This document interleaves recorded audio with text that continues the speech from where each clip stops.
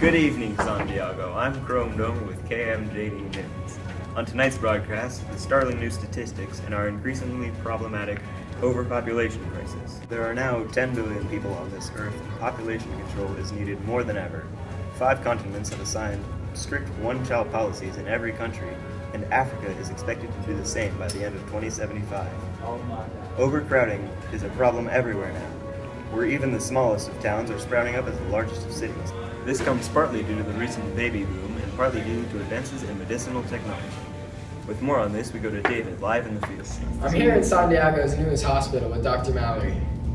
So doctor, tell me, how has medical science progressed in the past few decades?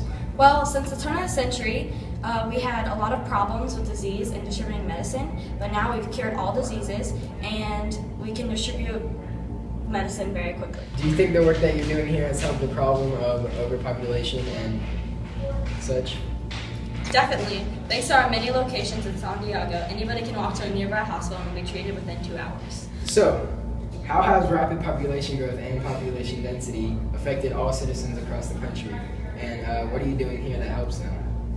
Well, David, if I'm not mistaken, I believe this rapid population growth is affecting the amount of resources we consume, like food and water. And this affects the citizens as well. That's absolutely correct, Chrome. As a nation, we are consuming many resources and destroying the environment while doing so. That's why more than 1,000 NGOs have sprung up in the past 5 decades. So how does this affect the citizens?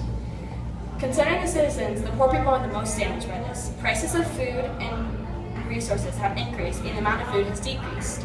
This leaves the homeless and poor more struggling than ever. In fact, we have a man in here stricken by malnutrition now. May I have a word with him? Sure. Hello, sir. I'm David Steelsteps with KMJD News. Would you mind if I had a word with you? Of course not, sir.